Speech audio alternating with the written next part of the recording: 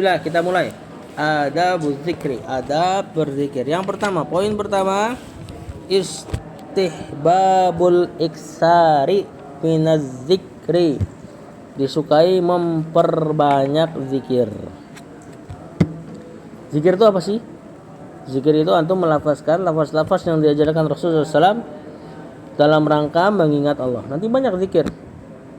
Bisa tasbih, subhanallah, mensucikan Allah. Bisa istighfar, minta ampun. Bisa tahmid, alhamdulillah. Apalagi zikir? Takbir, Allahu Akbar. Di antara zikir baca Al-Quran. Di antara zikir ini majelis ilmu. Ya. Kalau secara khusus maka zikir yang dimaksud adalah ucapan-ucapan yang antum kenal tuh. Subhanallah, subhanallah, subhanallah. Disukai antum banyak berzikir. Terus gimana jumlahnya kalau disebut banyak? Lebih dari 100? Tidak dibatasi. Kalau ada perintah untuk memperbanyak zikir, seperti Rasulullah SAW katakan nanti orang-orang yang paling bahagia di hari kiamat adalah yang menemukan banyak istighfar di lembaran catatannya. Itu kalau Rasulullah SAW katakan banyak berarti jangan dibatasin. Jangan dibikin angka 777 misalnya. Barang siapa berzikir sekian akan begini dan begitu. Kalau nggak ada angkanya jangan antum angkain. Paham? Nah, adapun yang diangkain oleh Rasulullah SAW misal seperti habis sholat zikir tasbih berapa kali? 33 tutup 1 ya kan? Nah, itu jangan dikurangin, jangan dilebihin. Karena angka-angka itu tidaklah datang kecuali dari Allah. Ya, Rasulullah SAW juga mengucapkan tidaklah ia ucapkan kecuali karena wahyu. Nah, ketika dia nggak batasin, jangan kita batasin. Berarti di sini memperbanyak zikir. Dan ini biasa di kalangan para ulama ya. Seperti kalau antum lihat di YouTube Syekh bin Bas atau kemarin yang baru datang ke Indonesia Syekh Mansur bin Hasan bin Al Salman, murid Syekh Albani. Dia nggak pernah lepas dari zikir. Jadi lisannya tuh gerak terus. Ya, entah dia baca subhanallah atau alhamdulillah nggak tahu. Pokoknya lisannya gerak terus sambil ngeliat kanan gitu. Nah, ini kan mungkin kalau untuk orang Indonesia, bahkan level ustadznya pun masih agak asing melakukan ini. Nah, para masyayikh biasa. Kita melihat Syekh bin Bas buta beliau, mufti Saudi kemarin. Mungkin wafat sekitar belasan tahun yang lalu lah. Lihat videonya di YouTube saja. Kan dia tanya jawab ya. Kalau lagi nggak jawab ya dia gerak terus lisannya. Entah mungkin istighfar, entah tahmid, entah tasbih, nggak tahu kita. Ini yang dimaksud banyak berzikir. Nah, kalau antum modelan kayak kita nih, misal nggak ada zikir tertentu, kira-kira apa yang antum banyak zikirkan sebaiknya? Lagi bengong, nggak ada zikir-zikir tertentu tuh, nggak ada zikir pada sholat, cuma memang lagi siang aja nih begini nih, atau sebelum tidur. Kira-kira zikir apa yang paling banyak harusnya kita baca? Istighfar ya benar. Di antaranya, karena kita banyak dosa. Atau ya subhanallah, tasbih. Atau enggak, antum santri murojaah Al-Qur'annya. Itu termasuk zikir. Ya. Tapi kalau antum berzikir, sering berzikir maksudnya, enggak ada anjuran apa-apa, cuma antum memperbanyak aja. Itu di antara antum muraqabah loh. Merasa diawasi sama Allah, sampai lisannya kalau bisa seperti itu. Bahkan sebelum tidur. Ya, sebelum tidur kalau perlu banyak berzikir sampai antum mana yang kalah tuh, tidur apa zikirnya. Nah, itu bisa tuh seperti itu. Antum zikir sampai ngantuk datang, antum udah enggak sadar ternyata zikirnya udah enggak kuat lagi, ketiduran. Itu di antara kiat-kiat orang yang susah tidur juga di antaranya, banyak berzikir. Pas tidur, enggak berhenti sampai nanti tahu-taunya dia ketiduran sendiri. Jangan ngitung domba. Ya. Mendingan zikir. Nah, kita lihat apa yang diriwayatkan oleh beliau. Penulis di sini rawi Muslim an Abi Hurairah, dari Abu Hurairah qala Rasulullah SAW. Rasul bersabda, sabaqal mufarridun, telah mendahului orang-orang yang mufarridun ini di sini orang-orang yang dia menyendiri dan banyak berzikir. Maksudnya dia lebih banyak ibadah daripada ngobrol sama orang. Qalu, apa kata para sahabat? Mal mufarriduna ya Rasulullah. Siapa sih mufarridun? Kata Rasulullah SAW, az-zakirunallaha katsiran waz-zakirat. Rasulullah SAW baca ayat ini. Ayat dari surat apa ini? Ya. Enggak, ini bukan ayat ya, apa. Dan ada ayat yang bunyinya seperti ini. Rasulullah SAW mengatakan siapa yang mendahului kita, yakni para mufarridun, adalah orang-orang yang az-zakirunallah, yang banyak berzikir kepada Allah, zikran katsiran, dengan zikir yang banyak, waz-zakirat, laki-laki maupun perempuannya. Nah, berarti di sini dipuji orang yang banyak berzikir. Hadis yang kedua, warawa Muslim an Sa'd bin Abi Waqqas radhiyallahu anhu qala kunna inda Rasulillah sallallahu alaihi wasallam. Kami pernah berada di samping Rasulullah sallallahu alaihi wasallam. Ayajizu ahadukum an yaksiba kulla yaumin alfa hasanah. Rasul nanya sama para sahabat, kalian bisa gak untuk mendapatkan setiap hari 1000 kebaikan, alfa hasanah? Rasul nanya sallallahu alaihi wasallam. Fasa'alahu sa'ilun min julasai. Sahabat pun nanya, kaifa yaksibu ahaduna alfa hasanah? Gimana kita dapat pahala 100 wahai Rasul setiap hari? Qala, kata Rasulullah SAW, yusabbihu mi'ata tasbihatin, yaitu seseorang bertasbih 100 kali tasbih. Apa tasbih? Subhanallah. Apa arti subhanallah sih? Nah, niatnya apa kita ngomong maha suci Allah? Buat apa ngomong maha suci Allah? Apa? Hah? Mengagungkan Allah. Mengagungkan Allah mungkin alhamdulillah.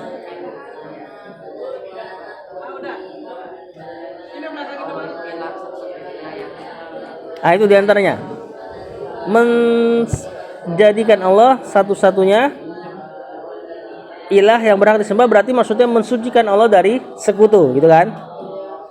Atau makna paling umum gini, ketika antum mengucap subhanallah, antum mensucikan Allah, mensucikan Allah dari aib-aib, dari sifat-sifat nggak baik, dari sifat-sifat baik yang nggak sempurna sama tuh, disucikan. Makanya ucapan subhanallah antum biasa ucapkan setelah melihat hal-hal yang buruk, setelah mendengar orang kafir mengatakan hal yang buruk. Maka antum lihat di Quran tuh, yang biasa ada ayat subhanah. Termasuk di surat yang kemarin viral tuh, ayat yang kemarin viral. Surat apa? Maryam. Gimana? Qala inni abdullah atani alkitab wa ja'alani nabiyya. Terus kan viral itu kemarin, emang enggak tahu. Kalau pakai nada langsung tahu ya. Terus wa ja'alani mubarakan aina ma kuntu wa awsani bis salati waz zakati ma dumtu hayya baram bi walidati wa lam yaj'alni jabbaran syaqiyya. Terus wassalamu alayya yauma wulidtu wa yauma amutu wa yauma ub'atsu hayya dzalika Isa ibnu Maryam qaulal haqqi alladzi fihi yamtarun. Maka lillahi ayyattakhidha min walad, enggak pantas bagi Allah punya anak.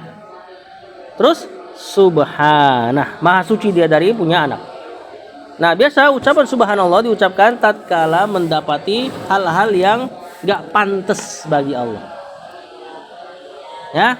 Nah, kalau memuji Allah atas sifat yang sempurna, maka di alhamdulillah. Alhamdulillah, segala puji bagi Allah atas sifat-sifatnya yang sempurna. Subhanallah, maha suci Allah atas sifat yang buruk. Paham?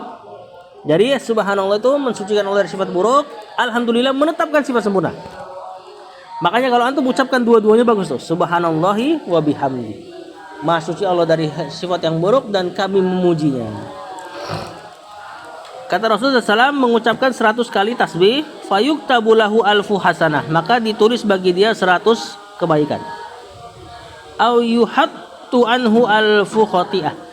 Afwan, 1000 ya. Atau dihapuskan baginya 1000 kesalahan. Ngucapin tasbih 100 per hari, ditulis 1000 kebaikan atau 1000 keburukan dihapus. Kok bisa jadi dari 100 jadi 1000? Karena kebaikan dikali 10. 100 kali 10? 1000. Ingat ya, perkalian 10 pada amal soleh itu perkalian yang minimal. Dalam hadis nanti antum akan hafal hadis arba'in bahwasanya Rasulullah SAW katakan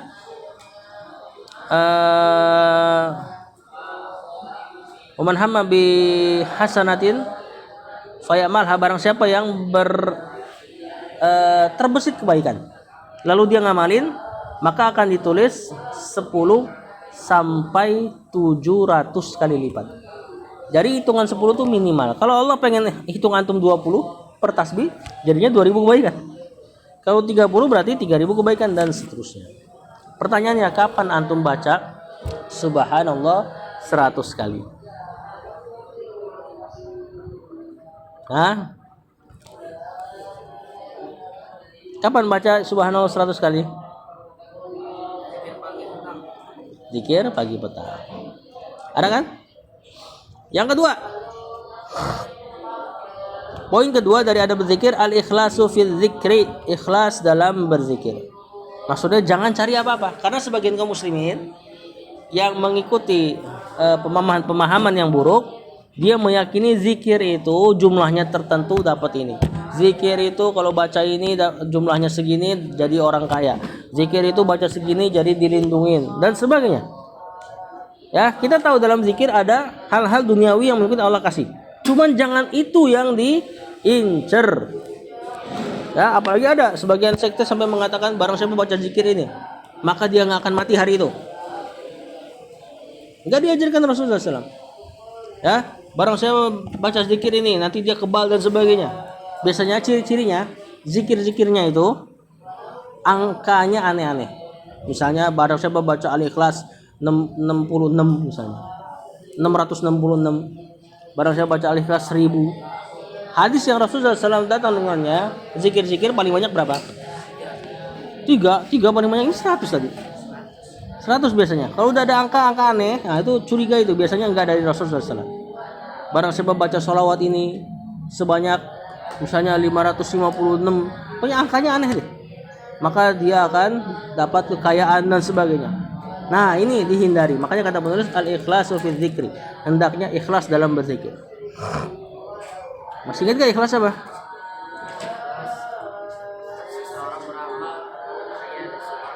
Ya, tanpa riya dan sumrah. Berarti maksudnya hanya mengharapkan pahala dari Allah semata. Allah Ta'ala, beliau membawakan akhir-akhir surat Al-Bayyinah. Allah Ta'ala, Allah katakan, wa ma umiru illa liya'budullaha, tidaklah mereka diperintah kecuali untuk beribadah kepada Allah mukhlisina lahuddina, memurnikan untuk Allah agama, hunafa, dan jauh dari kesyirikan. Wa yuqimus salata wa yu'tuz zakah, dia menegakkan salat dan menunaikan zakat. Dzalika dinul qayyimah, itulah agama yang lurus. Apa agama yang lurus? Ketika seseorang beramal untuk Allah jauh dari kesyirikan. Nah, termasuk zikir-zikir ini. Kemudian beliau membawakan sebuah hadis riwayat Nasa'i bisanadin hasan, dari diriwayatkan oleh Imam Nasa'i dengan sanad yang hasan, an Abi Umamah Al-Bahili. Qala ja'a rajulun ila Nabi. Datang seseorang kepada Nabi sallallahu alaihi wasallam. Faqala, maka orang ini mengatakan, ara'aita rajulan ghaza yaltamisul ajra wa dzikra ma lahu.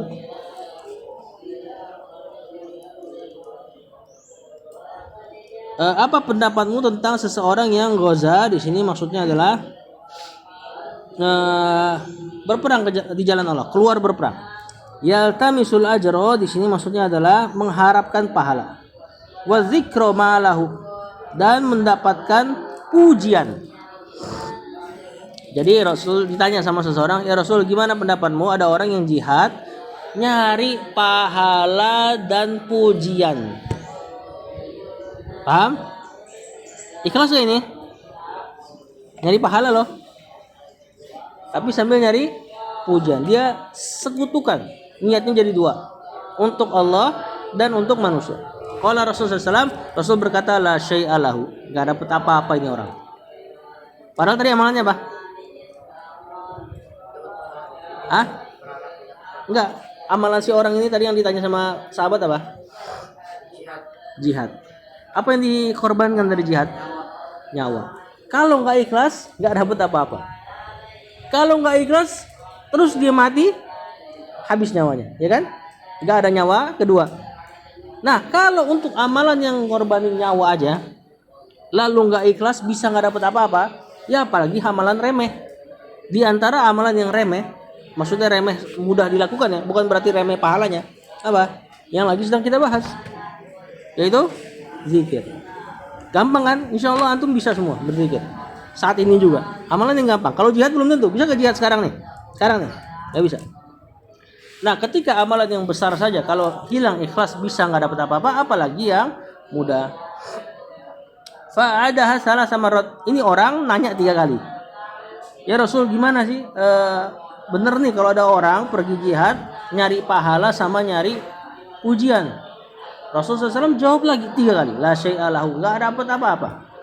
Summa qala, kemudian Rasul mengatakan setelah 3 kali ditanya kayak gitu, Rasul mengatakan, innallaha la yaqbalu minal amal, Allah tidak menerima amal illa ma kana lahu khalisan, kecuali yang ikhlas, wabtughiya bihi wajhu, dan yang diharapkan dengan amalan tersebut wajahnya Allah. Ikhlas maksudnya. Ya, Allah tidak menerima amalan kecuali yang ikhlas saja. Ini diantara musibah kita. Ya, amalan bukan musibah ya, maksudnya kerendahan hati kita lah kepada Allah. Allah tuh cuma nerima amalan yang ikhlas. Sementara biasa kita beramal ada niat yang menyeleweng lah, ya gak? Susah untuk ikhlas.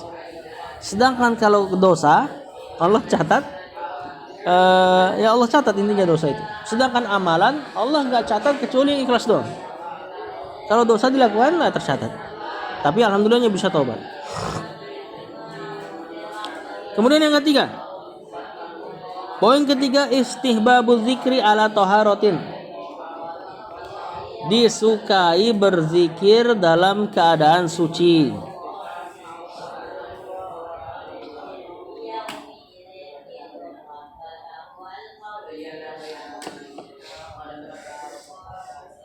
Berarti kalau misalnya antum lagi dalam keadaan gak suci, maksudnya ada hadas, habis kencing dan sebagainya, boleh berzikir gak? Boleh, cuma lebih afdal ketika bersuci. Fa fi sahihain an Abi Musa radhiyallahu anhu qala lamma faraghat Nabi, tatkala Nabi selesai min Hunain, dari perang Hunain, ba'atha Abu Amir, Rasulullah SAW mengutus Abu Amir ala jaishin, di atas sebuah pasukan, ila Autos, kepada kelompok Autos. Falakiya Duraid bin Simmah, maka dia menemui Duraid ibn Simmah. Faqutila Duraid, maka Duraid terbunuh. Wa hazamallahu ashabahu, Allah pun menghancurkan pasukan musuhnya. Qala Abu Musa mengatakan, ba'atsani ma Abi Amir, aku diutus bersama dengan Abu Amir. Beliau mengutusku bersama Abu Amir. Farumiya Abu Amir fi rukbatihi, maka Abu Amir terpanah di rukbah. Rukbah itu apa? Apa rukbah? Lupa nah. Rukbah paha. Ya, beliau terkena panah di pahanya. Romahu Jushamiyun, yang memanahnya adalah seorang dari kabilah Jushami. Bisahmin, dengan sebuah panah, fa'atsbatahu fi rukbatih, maka terdapat panah di pahanya. Paha atau lutut ya, rukbah.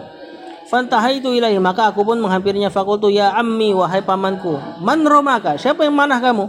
Fa'asyara ila Abi Musa, maka dia pun pamannya pun mengisyaratkan kepada Abu Musa. Faqala zaka, itu dia tuh, qatilil ladzi romani, itu tuh orang yang mau bunuh aku tadi, terpanah ya.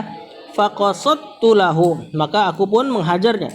Falahiktuhu, mengejar ya, aku pun mengejarnya dan aku mendapatinya. Falamma ra'ani walla fattabatuhu, maka tatkala dia melihatku, walla di sini maknanya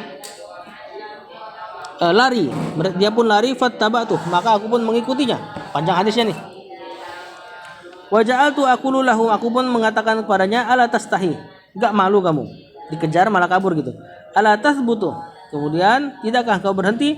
Fakaffa fakhtalafna, kemudian dia pun tertangkaplah. Dorbataini bisayfi, kemudian kupukul dengan 2 pukulan, faqataltu, aku pun membunuh yang tadi mana Abu Amir tadi. Summa qultu li Abi Amir, kemudian aku mengatakan kepada Abu Amir, qatalallahu sahibaka. Lihat tawadunya si Abu Musa al-Asy'ari. Sungguh Allah telah membunuh orang yang manahin kamu. Siapa yang bunuh? Dia. Tapi dia bilang qatalallahu, Allah yang bunuh. Qala fanzi hadas sahma, cabut ini panah yang di lutut. Fanazatuhu, maka ku cabut. Fanaza minhul ma, kemudian ku kucurkan air. Qala ya ibna akhi, wahai anak pamanku, aqri an-nabiyya sallallahu alaihi wasallam. Aqri an-nabiyya sallallahu alaihi wasallam assalama, sampaikan salamku untuk Nabi, kata Abu Amir yang pahanya kena panah. Wa qul lahu, dan katakan kepadanya, istaghfirli, wahai Rasul, mintakan ampunan untuk Abu Amir, untuk aku. Fastakhlafani Abu Amir alan nas, kemudian Abu Amir meminta aku, yakni Abu Musa, untuk memimpin pasukan. Fama kusar yasiron, kemudian berlalu waktu yang sebentar, summa mata, Abu Amir mati karena luka di lututnya tadi. Farajatu, maka aku pun kembali, fadakhaltu ala nabi, aku datang kepada Nabi SAW, fi baitihi, di rumahnya, ala saririn murmal, di Rasul SAW berbaling di atas tanah. Fa alaihi firas, tapi di atas tanahnya ada tikar. Qad asara rimalus sarir, yang Rasul SAW terdapat bekas tikar di badannya. Jadi pas sudah wafat, kemudian Abu Musa pulang ke Nabi, sampaikan salam yang tadi si Abu Amir mintain ampunan buat Abu Amir kepada Rasul. Rasul SAW berada dalam rumah, tiduran di bawah, cuma di alas dengan tikar. Kemudian pas Rasul disamperin bangun, ada bekas tikar. Antum tahu bekas tikar? Ya biasa antum juga kalau tidur mungkin ada bekas-bekas kasur, ya kan? Nah Rasul seperti itu. Ya, padahal siapa dia? Rasul SAW, panglima pada negeri kaum muslimin saat itu, rajanya bahkan kan, panglima perangnya, penguasa Baitul Mal itu bendaharanya berarti. Ya, tapi Rasul nggak dapat dunia, paham nggak? Ya, nggak seperti misalnya Kaisar Romawi, nggak seperti misalnya Fir'aun, nggak juga seperti Kisra orang Persia. Mana lebih mulia, Rasulullah Kaisar Romawi? Rasulullah SAW. Tapi Allah nggak kasih dunia. Tapi bisa nggak Rasul minta dunia? Bisa aja Rasul minta dunia. Cuman Rasul dalam doa-doanya yang beliau minta apa?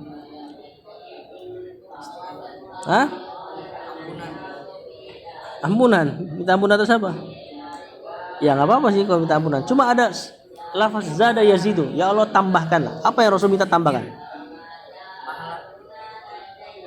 Rabbi zidni ilmu. Ini satu-satunya yang Rasul minta ketika minta tambahan. Lafaz zid dalam doa cuman buat ilmu. Padahal seandainya Rasul kaya, maslahat gak duitnya? Rasul dikasih kekayaan, maslahat gak duitnya buat kaum muslimin? Maslahat. Bisa dia beli alat-alat perang, bener gak?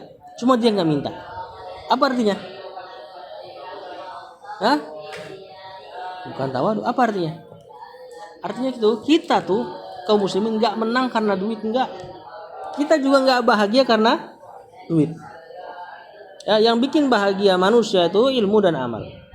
Kalau memang harta yang bikin kita bahagia, seperti kita sering dengar lah, duit memang bukan segalanya, tapi segalanya butuh duit. Bener gak perkataan ini?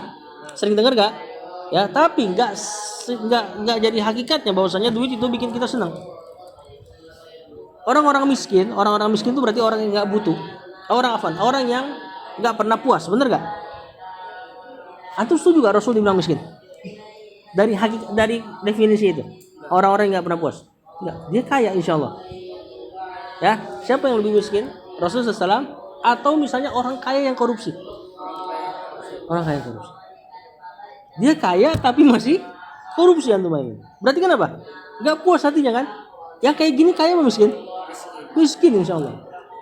Ya, jadi harta tuh, yang mungkin antum masih muda-muda biasa kan, seringlah dapat quotes di TikTok dan sebagainya. Ya. Itu mentah-mentah tuh tolak bahwasanya seolah-olah harta itu segala-galanya. Rasulullah SAW kasih harta ke Abu Jahal, tapi nggak ke Rasul, dan bukan berarti Abu Jahal lebih mulia. Bahkan bisa kita katakan bukan berarti Abu Jahal lebih kaya dari sisi ke hati. Ya, maka lihat kondisi Rasul SAW. Rasul disamperin dalam keadaan tikernya berbekas di badan. Ini riwayat Abu Musa al-Asy'ari.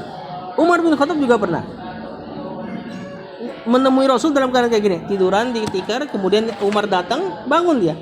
Ada bekas-bekas tikar, nangis Umar. Kemudian dia katakan, bukankah engkau ini raja? Bukankah engkau ini Rasulullah? Prihatin dia ya, prihatin dia. Rasulullah SAW katakan, apakah engkau enggak ridho kita dapat akhirat sementara mereka kaisar-kaisar Romawi dan sebagainya dapat dunia? Ya, maka perlu antum perhatikan. Terdapat bekas bizahrihi pada punggung Rasulullah SAW, wa janbaihi, dan dua janbah ini nih, pinggang ya. Fa akhbartuhu bi khabarina, kemudian aku kabarkan terhadap kematian Abu Amir tadi. Wa khabaru Abi Amir, dan tentang kabarnya Abu Amir. Wa qala kullahu, bahwasanya si Abu Amir mengatakan, katakan kepada Rasul, istaghfirli, minta ampunkanlah kepada Allah. Fada'a bima'in, Rasulullah SAW minta ambilin air. Ngapain? Kok malah minta Abu Amir ini udah wafat di medan perang. Rasul ngambil air ngapain? Apa tadi poin ketiga? Kan tadi poin ketiga disukai berzikir dalam keadaan toharo, dalam keadaan suci. Rasul minta diambilkan air, fatawat doa. Beliau pun berwudu, summa rafa'a yadaihi, kemudian dia angkat tangannya, waqala. Kemudian Rasul berkata, Allahumma firli Ubaid Abi Amir, ya Allah ampunilah Ubaid Abu Amir tadi yang kena panah di lutut. Beliau doa setelah wudu. Wa ra'aitu bayadu ibtaihi, dan aku mendapati putih ketiak Rasul SAW. Maksudnya dia ngangkat tangan benar-benar diangkat. Summa qala, kemudian dia mengatakan, Allahumma ja'alhu yaumal qiyamati fawqa katsirin min khalqika minan nas. Ya Allah, jadikanlah Abu Amir pada hari kiamat berada di atas kebanyakan makhlukmu dari manusia. Maksudnya bikin derajatnya tinggi.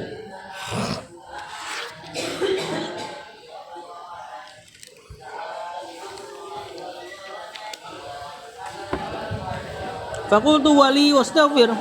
Kata Abu Musa, ya Rasul, aku juga dong doain, kata dia. Faqala, Rasul pun mengatakan, Allahumma firli Abdullah bin Qais. Ya Allah, ampunilah Abdullah bin Qais. Abdullah bin Qais adalah Abu Musa al-Asy'ari. Dan bahu, ampunilah dosanya. Wa adkhilhu yaumal qiyamati madkhalan karima, dan masukkanlah dia pada hari kiamat di tempat masuk yang mulia, surga masuk. Yang keempat, intinya disukai antum berzikir dalam keadaan suci. Tapi insya Allah antum gampang, antum santri, ya kan? Biasa kalau habis wudu batal, biasa wudu gak? Ya gitu. Lebih sering kalau di halaqah pasti wudu kan? Mungkin kalau di asrama jarang lah, benar gak? Nah insya Allah antum lebih punya peluang untuk ini. Yang keempat, istihdoru azomatillah inda zikri, menghadirkan keagungan Allah ketika berzikir. Yang keempat, mengagungkan keagungan Allah ketika berzikir. Maksudnya jangan lafaz doang. Ya cuma subhanallah subhanallah subhanallah, enggak tahu artinya.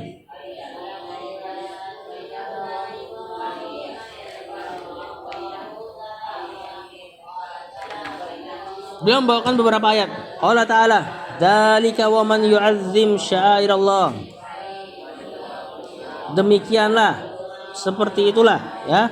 Wa man yu'azzim sya'airallah, dan orang-orang yang mengagungkan syiar-syiarnya Allah, fa innaha min taqwal qulub. Sesungguhnya orang yang mengagungkan syiar-syiar Allah datang dari ketakwaan hati.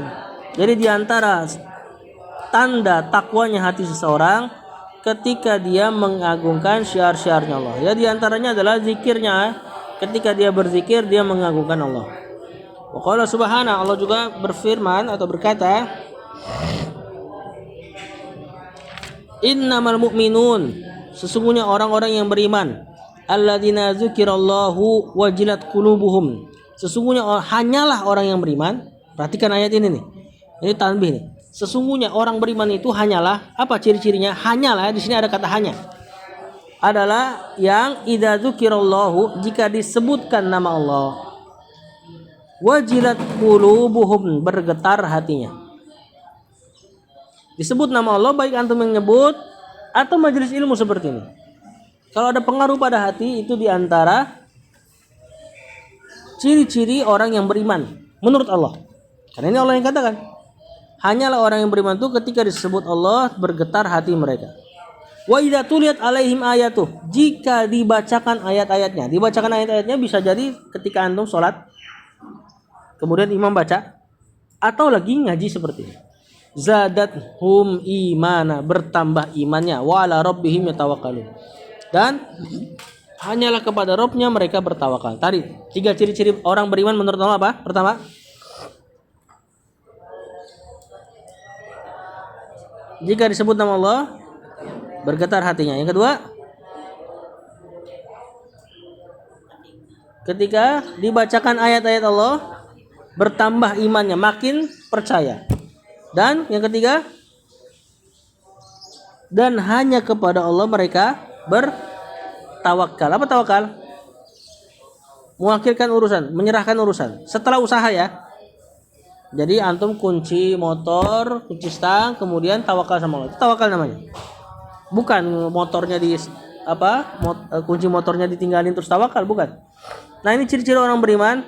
Ketika disebut nama Allah, diantaranya juga antum berzikir, bergetar hatinya, dibaca ayat nambah iman, dan hanya bertawakal kepada Allah. Pertanyaan ana.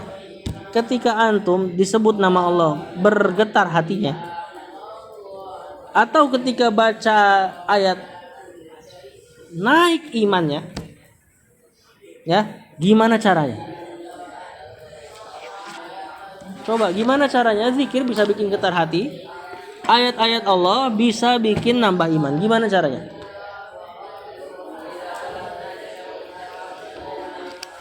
Tanya sama antum. Antum pernah hafal lagu Jepang nggak? Dari anime dan sebagainya. Atau pernah dengar nggak? Pernah dengar kan? Getar nggak hati antum? Kenapa nggak getar? Sekarang anak bandingin. Pernah dengar lagu Indonesia nggak? Pernah dengar nggak? Pengaruh nggak pada hati? Lumayan. Kenapa? Bukan.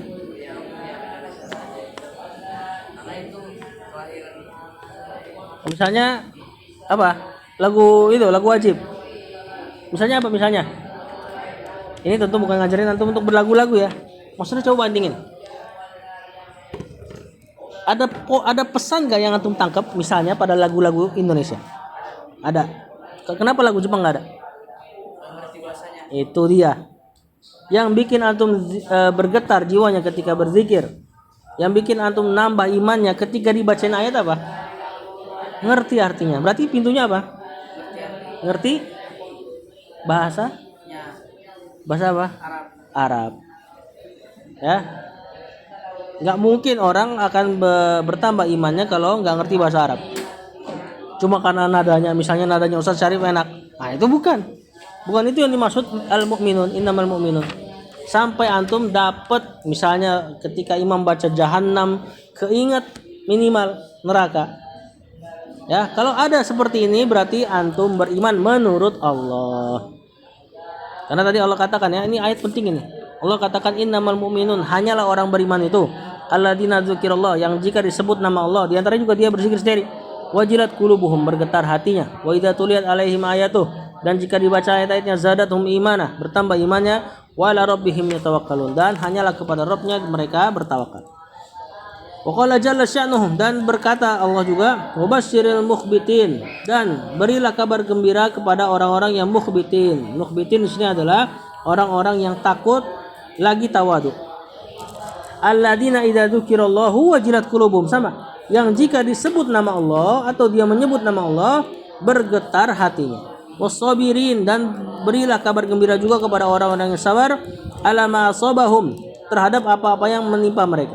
Wal muqimis shalah, berilah kabar gembira juga kata Allah kepada orang-orang yang menegakkan salat. Wa mimma razaqnahum yunfikun. Dan berilah kabar gembira juga kepada Allah, dari Allah kepada orang-orang yang berzikir, berzikir. Terhadap harta yang kami berikan kepada mereka, mereka menginfakkannya. Jadi di sini Allah memberi kabar gembira pertama kepada orang-orang yang takut kepada Allah. Ketika disebut namanya Allah, bergetar jiwanya. Sama tadi. Kemudian orang yang bersabar, kemudian orang yang menegakkan sholat, dan orang yang berinfak. Nah, jadi ketika berzikir usahakan paham makna. Ya, misal zikir antum setelah sholat, habis sholatnya, jangan setelah sholatnya ya. Bahkan zikir sholat tuh harus tahu makna sebenarnya. Kenapa antum ucapkan Allahu Akbar ketika sholat? Apa tujuannya? Maksudnya apa? Maksudnya apa coba? Kenapa itu? Kenapa lafaz itu yang dipilih? Kenapa enggak Allahu a'lam? Kenapa enggak Allahu a'zam? Allah yang paling agung. Kenapa enggak Allahu a'az? Allah yang paling perkasa. Kenapa Allahu Akbar? Selain memang Rasul SAW ajarkan gitu. Kenapa maksudnya?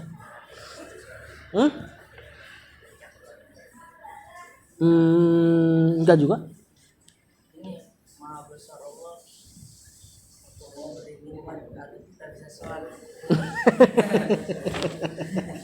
lumayan, tapi bukan itu.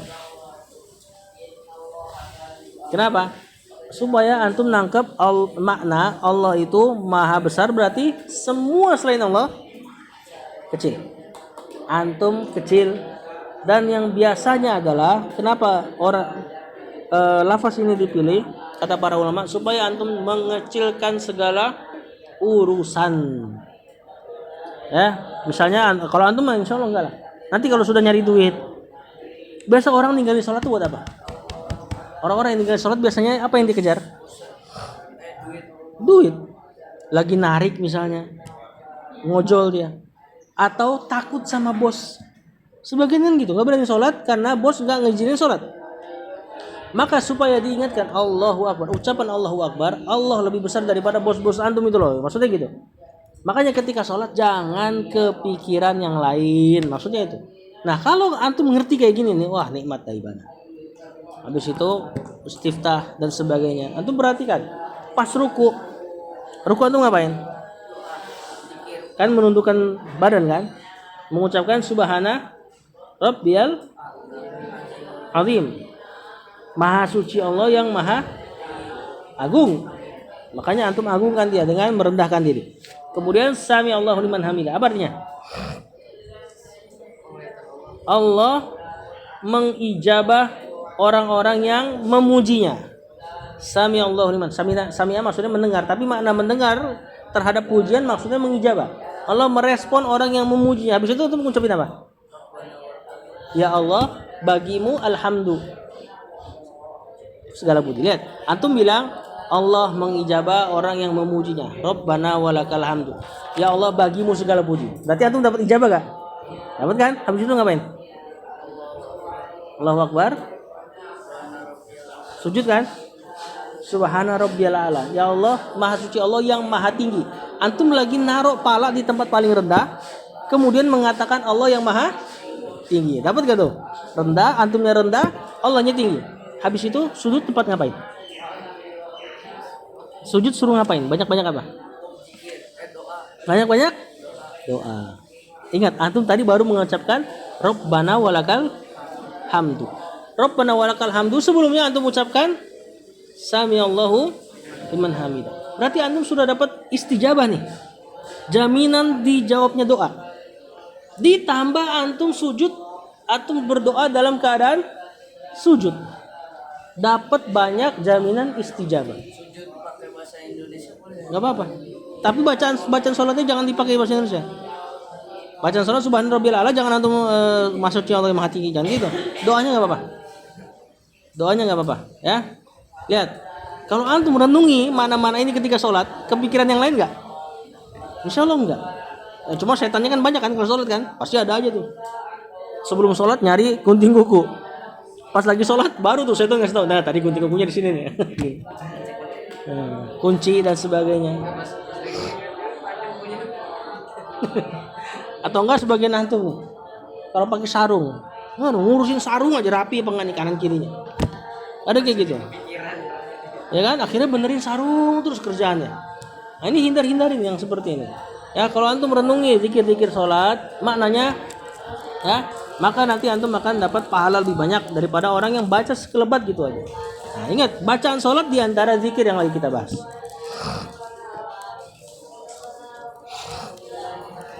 Yang kelima, istihbabul buka, disukai menangis inda zikrillah, ketika berzikir kepada Allah, fil khalwah, ketika menyendiri. Khalwah itu maksudnya dalam keadaan kosong. Nah, ini ketika malam-malam, ya, ketika sholat malam. Ya walaupun boleh aja antum menangis karena berzikir kepada Allah, diantaranya baca Quran misalnya. Kalau tahu makna ya, jangan menangis karena nggak tahu artinya kan gitu. Ya, di depan umum juga boleh, cuma maksudnya kalau antum melakukan zikir-zikir ini dalam keadaan antum sambil menangis dan khalwat, ada keutamaan tertentu. Lihat, fa fi sahihain an Abi Hurairah radhiyallahu anhu anin Nabi sallallahu alaihi wasallam, dari Nabi sallallahu alaihi wasallam qala, sab'atun, ada 7 kelompok, yuzilluhumullahu, yang Allah naungin, fi zillihi, dalam naungannya Allah, yauma la zilla illa zilluh, pada hari di mana tidak ada naungan kecuali naungannya Allah. Hari apa ini? Spesifiknya di pas di mana? Padang mahsyar. Padang mahsyar manusia dijemur dalam keadaan matahari sejarak 1 mil. Matahari didekatkan, tapi antum nggak bisa mati. Kalau sekarang matahari didekatkan, antum kepanasan mati udah selesai, ya kan? Padang mahsyar keadaan sudah hari kiamat, nggak ada mati lagi. Antum didekatkan kepada matahari. Keadaan manusia saat itu tenggelam sama keringatnya. Bukan sama matahari, maksudnya tenggelam matahari, mateng. Tenggelam sama keringatnya, dan keringatnya sesuai dengan amalannya. Kalau dia buruk, keringatnya akan menenggelamkan dia sampai leher dan sebagainya. Bahkan sampai benar-benar kelelep keringat, nggak bisa mati. Ingat ya, kalau di azab mati selesai. Antum bayangin antum kelelep keringat dalam keadaan antum nggak bisa mati. Sebagian orang kelelepnya cuma sampai di mata kaki, mungkin ini orang-orang yang baik. Nah, ada kelompok yang enggak kena matahari, dinaungin Allah ketika hari nggak ada naungan kecuali naungan Allah. Ini naungannya apa maksudnya? Orang-orang yang berada di naungan arsy Allah. Tahu arsy ya? Singgasana, kita nggak tahu bentuknya gimana. Intinya padang mahsyar, orang-orang yang di bawah arsy Allah aman, nggak kena matahari ini. Siapa mereka? Imamun adlun, imam yang adil. Imam yang adil baik imam negara atau imam keluarga. Kalau dia mengimami keluarga, dia adil kepada anak-anaknya, kepada istri-istrinya, misalnya istrinya 2, 3 atau 4. Enggak, ini bukan imam sholat ini. Ini kelompok pertama. Yang kedua, syabun nasya'a fi ibadatillah. Kelompok kedua yang nanti akan dapat naungan. Nah, ini semoga kita diantaranya. Anak-anak muda yang tumbuh dalam ibadah kepada Allah. Anak-anak muda yang tumbuh di dalam peribadahan kepada Allah. Anak muda, syab, dalam bahasa Arab 40 tahun ke bawah.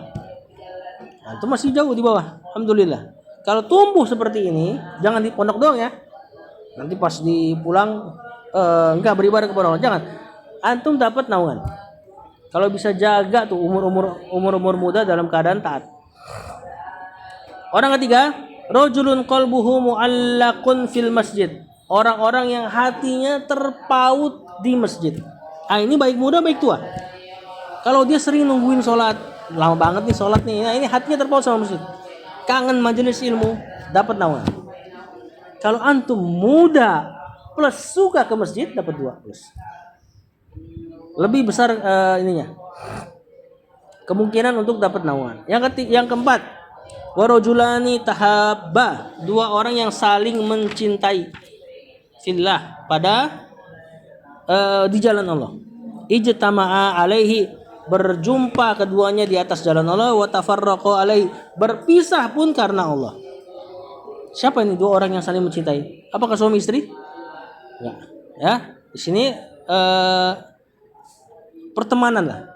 Yang dia berteman karena Allah. Berteman karena Allah gimana sih? Kalau temannya soleh, dia berteman. Kalau temannya buruk, dia dakwahi. Ini yang namanya berteman di jalan Allah. Bahkan berpisah pun karena Allah. Gimana berpisah karena Allah? Misalnya bukan meninggal. Bukan itu maksudnya. Berpisah karena Allah maksudnya adalah beda kelas terus majelis ilmu gitu. ah Misal beda kelas majelis ilmunya beda. ya bisa lah. Apalagi misalnya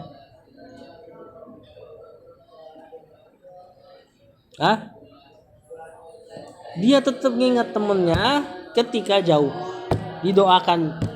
Ini bisa juga guru ke murid, murid ke guru. Di antara juga dia memusuhi temannya karena Allah. Ini makna berpisah karena Allah. Gimana memusuhi orang karena Allah? Dia mulai gak taat, dinasehati susah. Kalau terus berteman antum ke bawah.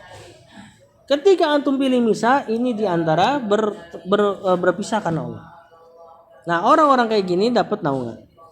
Kemudian warajulun da'at hum ra'atun, di antaranya nih. Ini yang paling berat nih.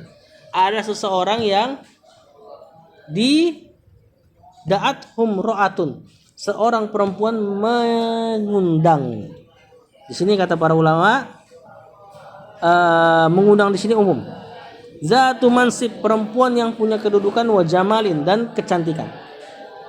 Faqala inni akhafullah. Kemudian tatkala datang undangan perempuan cantik dan punya kedudukan tersebut, orang laki-laki ini mengatakan aku takut kepada Allah. Ini orang ke-6 nih. Ini da'athu, perempuan yang mengajaknya. Kata para ulama bisa maknanya mengajak zina. Yang kedua mengajak nikah. Tapi kalau untuk yang zina aja susah nih untuk kita tolak. Perempuan dia anaknya raja misalnya, atau anak presiden cantik lagi, ngajak antum zina, ya ini susah untuk ditolak. Kalau ditolak antum dapat naungan di surga, naungan di padang mahsyar. Apa coba yang bikin antum nolak kondisi kayak gini? Kecuali karena takut kepada Allah. Kalau misalnya perempuan jelek bisa aja antum nolak. Jelek, ya kan? Matanya nggak ada satu misalnya. Ini cantik, punya kedudukan misalnya tadi anak raja. Insya Allah antum aman. Misalnya nih antum zina ini, naudzubillah. Aman nggak keadaannya? Punya kedudukan dia, bukan gembel. Aman insya Allah. Maksudnya antum akan gak ada alasan untuk nolak. Beda dengan misalnya perempuan yang tidak punya kedudukan, di pinggir jalan, kotor dan sebagainya. Mungkin masih ada alasan untuk nolak. Budukan misalnya, merokok lagi, narkobaan lagi, bisa aja ada penyakit pada dia. Masih ada kemungkinan nolak kan? Enggak, ini bersih, punya kedudukan, cantik. Kalau antum tolak ke dalam keadaan dia mengajak, dia yang ngajak bukan antum. Dia fasilitasin, disewain tempat, antum dipanggil. Kalau antum nolak dapat naungan dari Allah. Terus gimana dengan makna menikah? Maksudnya adalah perempuan punya kedudukan, kecantikan, ngajak antum nikah. Tapi antum takut nggak bisa nunaikan haknya. Kata para ulama di antara maknanya ke situ. Maka antum juga dapat naungan. Karena sebagian orang dia udah punya istri.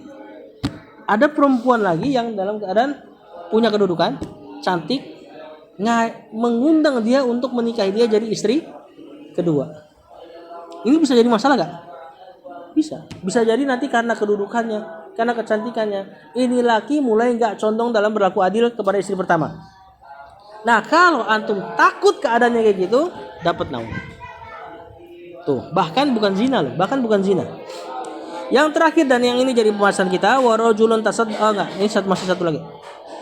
Warajulun tasaddaqa bisadaqatin, seorang laki-laki yang bersedekah fa akhfaha hatta, dia menyembunyikan sedekahnya sampai la ta'lama shimaluhu wa ma tunfiqu yaminuhu, tangan kirinya enggak tahu apa yang tangan kanan sedekahkan. Apa ini? Mana apa? Sedekah orang tidak tahu, bahkan sampai teman terdekatnya enggak tahu. Nah, kalau antum bisa punya satu sedekah rutin yang orang lain nggak tahu, sampai teman dekat antum nggak tahu, sampai keluarga antum nggak tahu. Ini diantara yang punya potensi untuk mendapatkan naungan di padang mahsyar. Ini tangan kiri tangan kanan tuh maksudnya untuk tangan kiri sama tangan kanan biasanya bareng-bareng kan.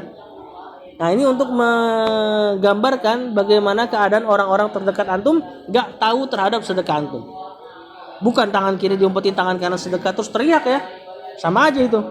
Nah ini untuk menandakan sedekah antum tidak diketahui bahkan orang terdekat. Sebagaimana tangan kanan dan tangan kiri adalah punya hubungan terdekat. Gak ada kan diantara antum kalau mau ke mahat tangan kiri taruh di rumah, antum ke tangan kanan ke sini. Gak ada kan, gak bisa lepas. Nah ini keadaan gimana sedekah antum tidak diketahui oleh orang-orang terdekat. Dan tentu ada makna ikhlas ya di situ ya. Dan yang terakhir nih yang kita maksud. Warajulun zakarallaha khalian, dan seorang laki-laki yang berzikir kepada Allah dalam keadaan sendirian. Fafadat ainahu, lalu jatuh kedua matanya. Jatuh kedua air matanya. Nah, orang yang berzikir dalam keadaan sendirian lalu sampai menangis, ini bisa dapat naungannya Allah. Dan tentunya zikir apa yang kira-kira bikin nangis? Istighfar atau tadabbur bacaan Al-Qur'an. Direnungkan kisah-kisahnya yang ada dalam situ. Wallahu alam. Poin ke-6 dan seterusnya kita bahas besok insyaallah. Jadi kita biasa ya, kita habisin dulu adab. Nanti setengah dari semesternya kita bahas akidahnya. Sallallahu alaihi nabiyina Muhammad wa ala alihi washabbihi wasallam.